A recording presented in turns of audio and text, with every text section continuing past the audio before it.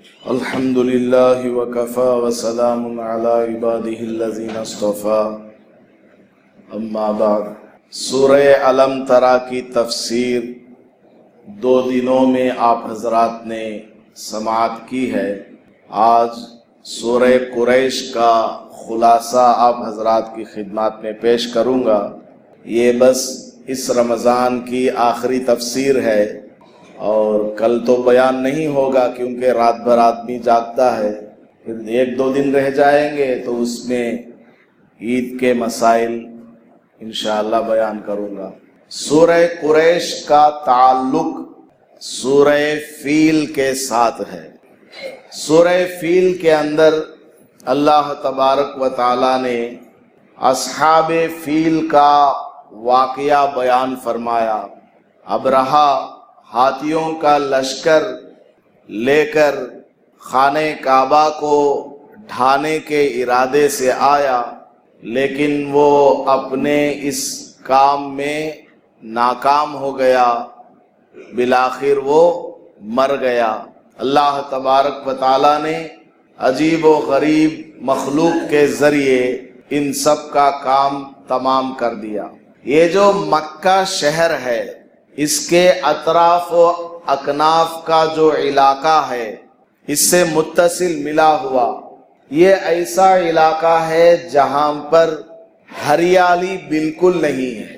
جدھر بھی آپ نظر ڈالیں سنگریزوں کے پہاڑ ہیں، کالے رنگ کے پتھروں کے پہاڑ ہیں، نہ پانی کا نام و نشان ہے، نہ وہاں کوئی کھیتی باڑی کا کوئی امکان ہے۔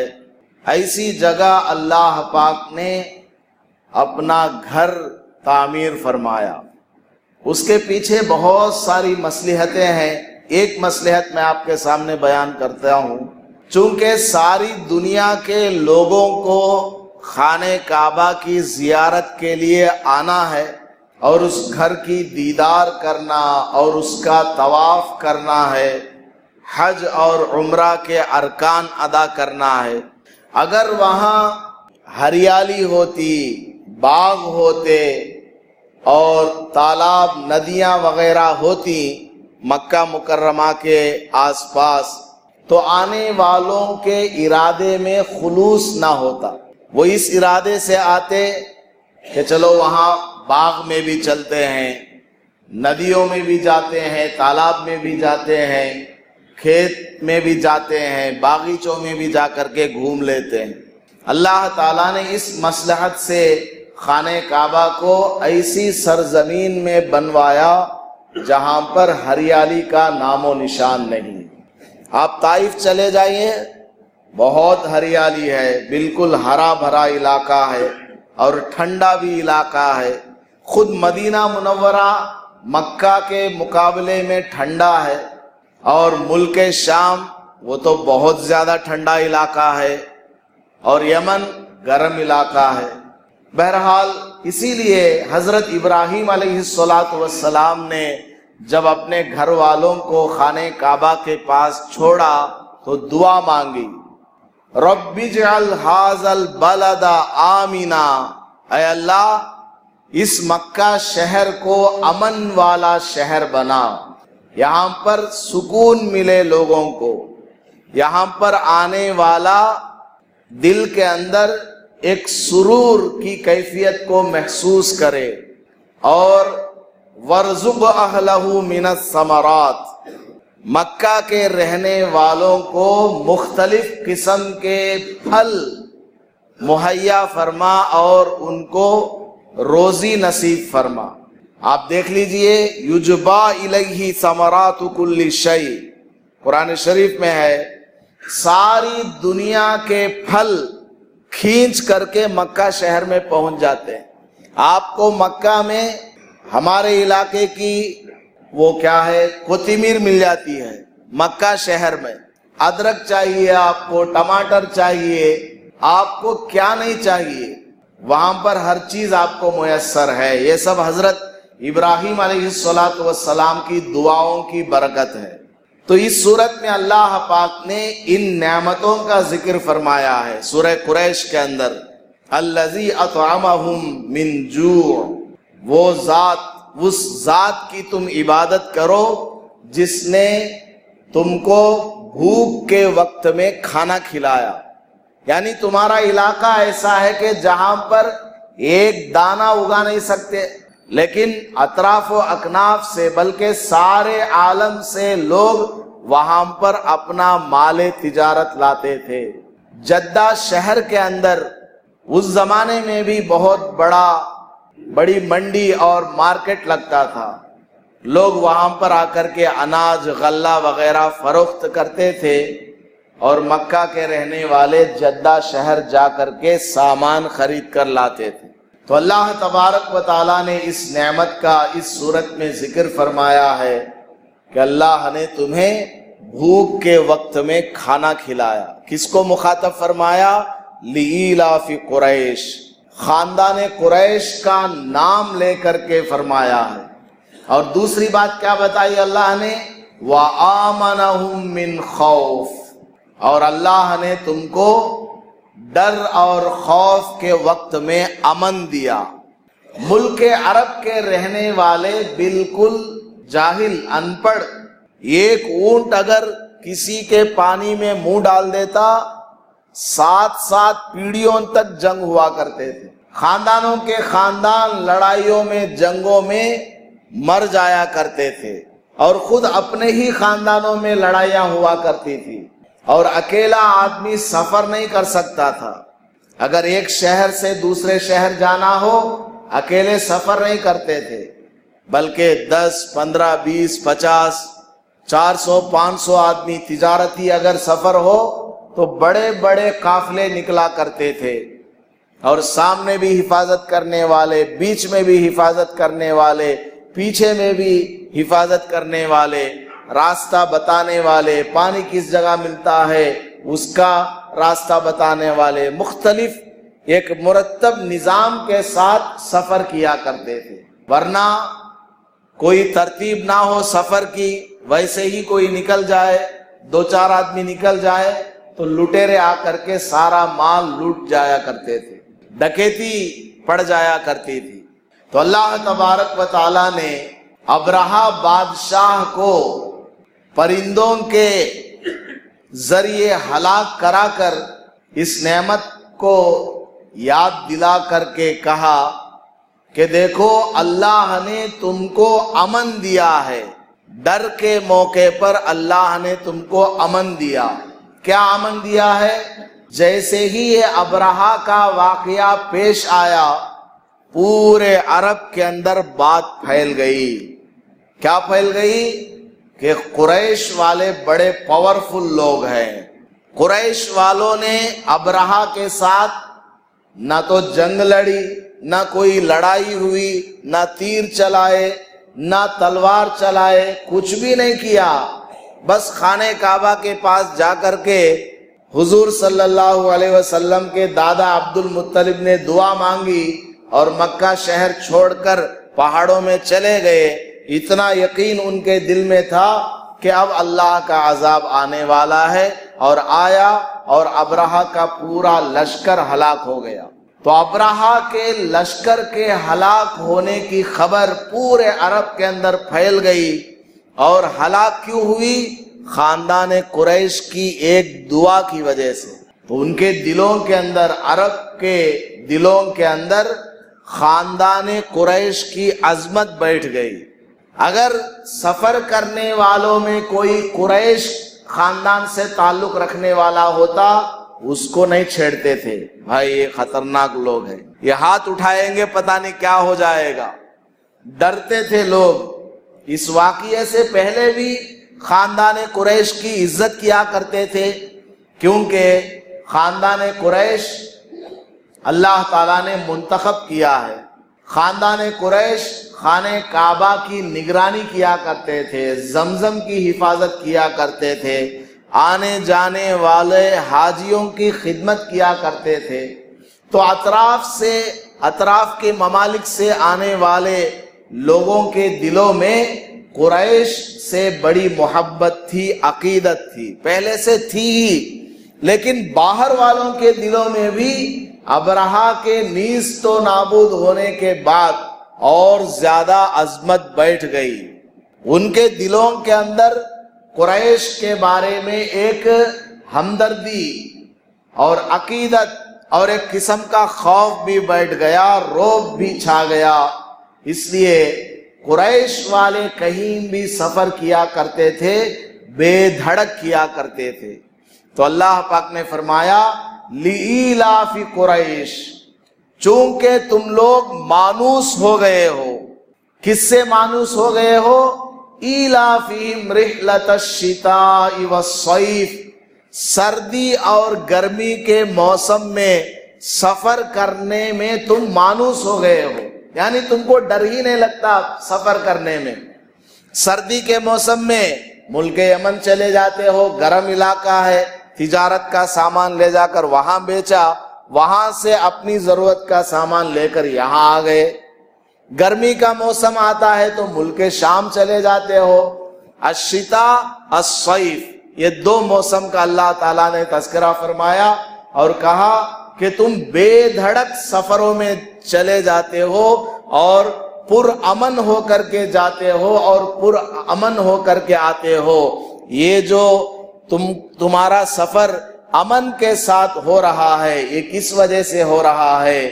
یہ اللہ کے تمہارے اوپر انعام کرنے کی وجہ سے ہو رہا۔ ابرہہ بادشاہ کو ہلاک کیا، اس وجہ سے پورے عرب کے اندر تمہاری دھاک بیٹھ گئی، تمہارا رعب چھا گیا۔ لہٰذا تم کیا کرو، اتنی بڑی نعمت سے اللہ نے تم کو نوازا ہے، تم آرام سے سفر کر کے آتے ہو۔ ملک شام، سیریا کدھر ہے اور یمن کدھر ہے؟ اونٹوں کا سفر، خچروں کا سفر، گھوڑوں کا سفر، جنگلات کا سفر ہے اور مہینوں کا سفر ہے، آرام سے جا کر کے آتے ہو۔ جبکہ دوسرے قبیلے والے چند کلومیٹر کا سفر کرنے سے ڈرتے ہیں کہ کہیں ڈاکو نہ ہمارے اوپر حملہ کر دے، کوئی لٹیرا ہمارا سامان چھین کر نہ لے جائے۔ تو اللہ نے تمہارے اوپر اتنا زیادہ کرم فرمایا اور نعمتیں تم کو دی ہیں، تو تمہیں کیا کرنا چاہیے؟ فَلْيَعْبُدُوا رَبَّ هَذَا الْبَيْتِ، لہٰذا تم کیا کرو، یہ جو گھر ہے بیت اللہ، اس کے رب کی عبادت کرو۔ کیا تم 360 بت لگائے ہوئے ہو؟ 360 بت تم نے لگائے ہوئے ہیں خانہ کعبہ میں، اس کو ہٹاؤ اور ایک اللہ کی عبادت کرو۔ اللہ نے تم کو بھوک کے وقت میں کھلایا پلایا، اللہ نے تم کو ڈر کے وقت میں امن دیا، چین دیا، راحت والی زندگی دی۔ مکہ کے اندر بھی تم راحت سے رہتے ہو، آنے جانے والے حاجی تمہارا اکرام کرتے ہیں، عزت کی اور احترام کی نگاہ سے تم کو دیکھتے ہیں۔ سفروں میں تم گرمی کے موسم میں ملک شام جاتے ہو، کوئی ڈر نہیں لگتا تمہیں، اور سردی کے موسم میں یمن چلے جاتے ہو، ذرا برابر تمہارے دل کے اندر خوف نہیں ہے۔ یہ سب اللہ تعالیٰ نے تمہارے اوپر انعام کیا ہے۔ لہٰذا اے قریش، تم کیا کرو، اس گھر کے رب کی عبادت کرو۔ اس گھر پہ جو تم نے بت لگائے ہوئے ہیں ان کی عبادت نہ کرو، بلکہ اس گھر کا جو رب ہے اللہ تعالیٰ، اس کی عبادت کرو۔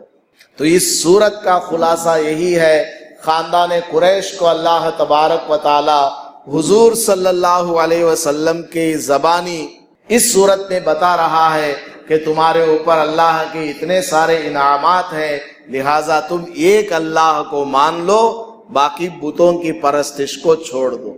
ہمیں اس سے کیا سبق ملتا ہے؟ ہمیں اس سے یہ سبق ملتا ہے، جس طرح خاندان قریش کو اللہ نے نعمت دیا تو حکم فرمایا کہ اس نعمت کا شکریہ ادا کرو، اللہ کی عبادت میں لگ جاؤ۔ تو ہمیں بھی کیا کرنا ہے؟ اللہ نے اگر ہمیں کوئی نعمت دی ہے تو اس کا شکریہ کرنا ہے، اس کا شکریہ ادا کرنا۔ جیسے مثال کے طور پر لڑکا پیدا ہوا تو اس کے شکریہ میں کیا کرنا ہے؟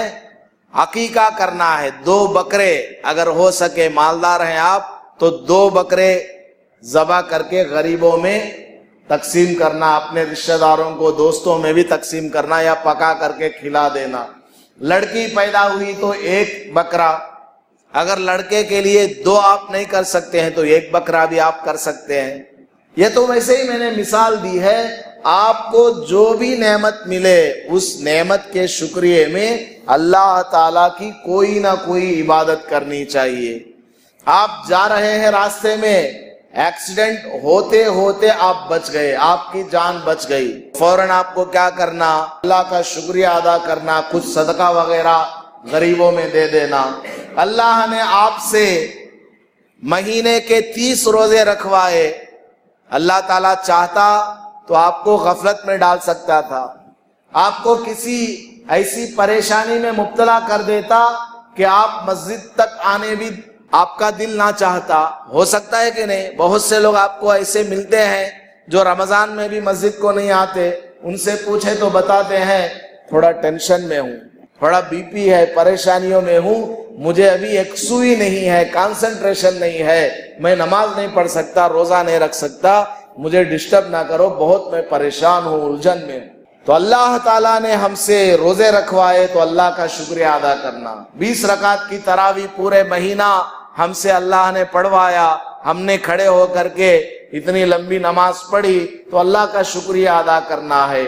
ہم نے زکوٰۃ وقت پر ادا کر دیا، اللہ نے ہمیں مال دیا، اس کا شکریہ ادا کرنا۔ اللہ نے ہمیں صحت دی، تندرستی دی، اس کا شکریہ ادا کرنا۔ زبان سے بھی اللہ کا شکریہ ادا کرنا، الحمدللہ رب العالمین کہنا۔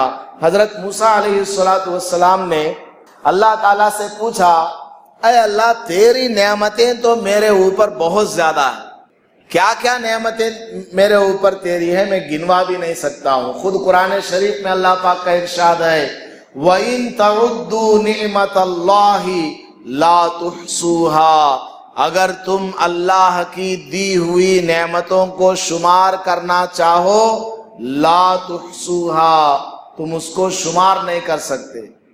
بچپن سے لے کر اب تک کتنے گیہوں کے دانے کھائے، چاول کتنے کھائے، کتنی قسم کے سالن کھائے، ترکاریاں کھائے، کیا کیا اللہ نے میوے کھلایا، آنکھ کے اندر اللہ نے کیسی قدرت رکھی ہے، ناک کے اندر کیا اللہ کی خوبی ہے، دماغ اللہ نے کیسا دیا ہے، کاروباری حساب بھی اس میں ہے، اسکول کی پڑھائی بھی اس میں ہے، قرآن شریف کی چند صورتیں بھی دماغ میں ہے، ساری دنیا کا نالج اسی دماغ میں رکھا ہوا ہے، ہاتھ پیر صحیح سالم بنایا۔ اللہ کی نعمتوں کو ہم شمار نہیں کر سکتے۔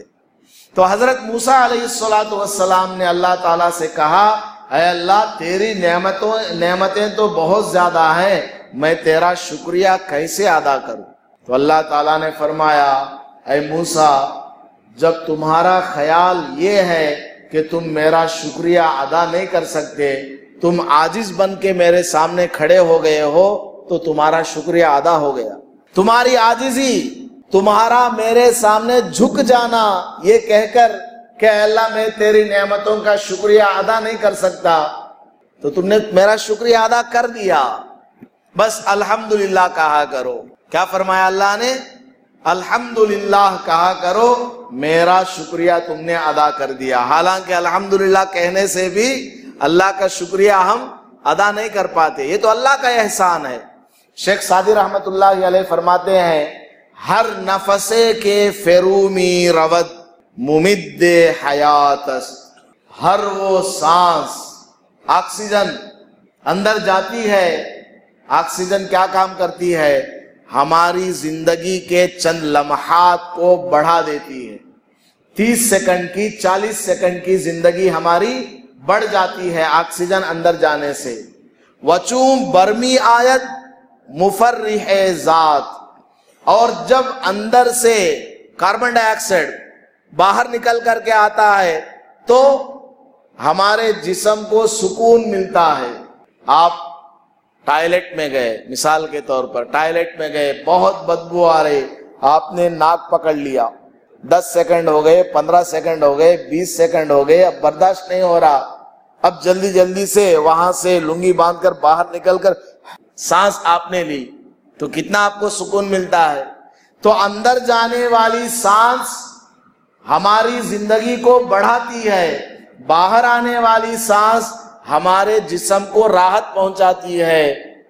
تو اندر جانے والی سانس بھی ایک نعمت ہے، باہر آنے والی سانس بھی ایک نعمت ہے۔ ہر ایک سانس پر اللہ کا ایک مرتبہ شکریہ ادا کرنا واجب ہے۔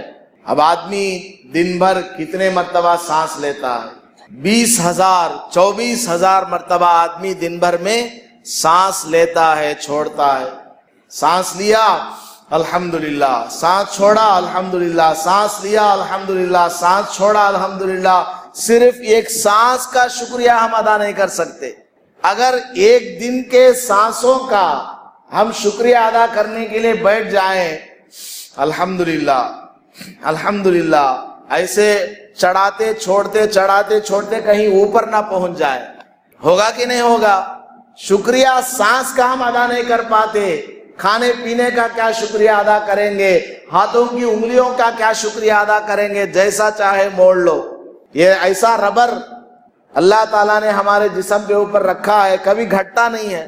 چمڑا، کیا کیا نعمتیں ہیں ہماری باڈی کو۔ اللہ نے قرآن میں فرمایا 26ویں پارے کے بالکل لاسٹ پیج میں، اگر تجھے زمین دیکھ کر میری قدرت سمجھ میں نہیں آتی ہے، آسمان دیکھ کر تجھے میں نہیں سمجھ میں آتا کہ میں کتنا بڑا پروردگار ہوں، سمندروں کو دیکھ کر میں تجھے سمجھ میں نہیں آتا، جنگلوں کو دیکھ کر میں تجھے سمجھ میں نہیں آتا، ساری مخلوق کو دیکھ کر میری خدائی تجھے سمجھ میں نہیں آتی، تو اے میرے بندے وفی انفسکم، اپنے آپ کو تو دیکھ لے، اپنے آپ کو دیکھ لے، افلا تبصرون، اپنے آپ میں تو غور و فکر کرے گا تو میں کتنا بڑا پروردگار ہوں تجھے سمجھ میں آ جاؤں گا۔ آپ یہاں بیٹھے ہیں، ادھر والی ساری کھڑکیاں کھول دی جائے، ادھر جو ٹائلٹ ہے وہاں کی بو آئے گی، آپ سونگ لیں گے، فوراً چہرہ ادھر پھیر کر کے بولیں گے بھائی کھڑکیاں بند کرو بدبو آ رہی، بولیں گے یا نہیں بولیں گے؟ اور ہمارے پیٹ میں ہمیشہ 1.5 کلو مال رہتا ہے، پاخانہ، ہمارے پیٹ میں ہمیشہ 1.5 کلو پاخانہ رہتا ہے، اور کتنا دور ہے، کتنے کلومیٹر دور ہے؟ 1 بالش یا 1.5 بالش دور، اتنی دوری پر 1.5 کلو پاخانہ آدمی لے کر کے پھر رہا ہے، لیکن اس کی بو آتی کیا؟ نہیں آتی۔ کتنا انہیں ناک گھچڑا تو بھی اس کی باس نہیں آتی، کتنا پاورفل ناک والا بھی ہو اندر کی باس باہر نہیں آتی ہے۔ کیا اللہ کی شان ہے! خود ناک کے اندر جو ہمارا نیٹ نکلتا ہے، جب تک وہ ناک میں ہے اس کی بو نہیں آتی، اس کو آپ سڑک دیجئے وہاں سے بو آنے لگتی ہے، جب تک وہ ناک میں ہے بو نہیں آتی۔ ناک سے آپ نے نیٹ سڑک کر کے ڈال دیا، پانی ڈالے بغیر چلے گئے، بو آنے لگتی ہے۔ اگر ناک کے اندر نیٹ کے رہتے ہوئے بدبو آنے لگے تو آدمی اس بدبو سے اتنا پریشان ہو جائے گا، اتنا پریشان ہو جائے گا، چاقو لے کر اپنا ناک کاٹ کر پھینک دے گا۔ کتنی ساری اللہ تعالیٰ کی نعمتیں ہیں۔ آنکھ کتنے ہزار قسم کے رنگوں کو پہچان لیتی ہے۔ یہ جو ہمارا کان ہے، بلی کی آواز کو سمجھتا ہے، امی کی آواز کو سمجھتا ہے، باپ کی آواز کو سمجھتا ہے، بچے کی آواز کو سمجھتا ہے۔ کان کے اندر ہے ایک ہی کان، لیکن مختلف قسم کی آوازوں کو ہمارا کان سمجھتا ہے۔ ہماری ناک مختلف قسم کی بو کو سونگھ لیتی ہے، ہماری زبان مختلف قسم کی چیزوں کو چکھ لیتی ہے۔ کیا کیا نشانیاں ہیں! اللہ پاک فرماتا ہے تجھے میری قدرت، میری کائنات کو دیکھ کر سمجھ میں نہیں آتی ہے، وفی انفسکم، اپنی ذات کو دیکھ لے تو میں تجھے سمجھ میں آ جاؤں گا۔ کس ناپاک قطرے سے میں نے تجھے بنایا ہے، اور کیسا خوبصورت بنایا۔ جب ماں کے پیٹ میں تھا کس قدر بدبودار وہ قطرہ ہے، لیکن جب باہر آیا ساری دنیا اسی قطرے سے بنے ہوئے بچے کو ہونٹوں سے چوم لیتی ہے، اس کو پیار کرتا ہے۔ یہ سب اللہ تعالیٰ کے ہمارے اوپر احسانات ہیں۔ تو خاندان قریش کو اللہ نے اس صورت کے اندر اپنے احسانات بیان فرما کر یہ کہتا ہے کہ جب اللہ نے تمہارے اوپر اتنا بڑا احسان کیا ہے تو فَلْيَعْبُدُوا رَبَّ هَذَا الْبَيْتِ، یہ جو بیت اللہ ہے، خانہ کعبہ ہے، اس کے رب کی عبادت کرو، 360 بتوں کی کیا عبادت کرتے ہو؟ تو یہیں سے ہم کو بھی یہ سبق ملا ہے کہ اللہ نے ہمیں جو نعمتیں دی ہوئی ہیں ان نعمتوں کا شکریہ ادا کرنا ہے، اللہ کے فرائض کو بجا لانا، اور اللہ کا شکریہ زبانی طور پر بھی ادا کرنا، اور جسمانی طور پر بھی نماز وغیرہ پڑھ کے، اور دیگر جتنی بھی عبادات ہیں ان میں اپنے آپ کو لگا کر کے اللہ کا شکریہ ادا کرنا ہے۔ لَإِن شَكَرْتُمْ لَأَزِيدَنَّكُمْ، اے میرے بندو، اللہ پاک فرماتا ہے اگر تم میرا شکریہ ادا کرو گے تو میں تمہاری نعمتوں میں اضافہ کروں گا۔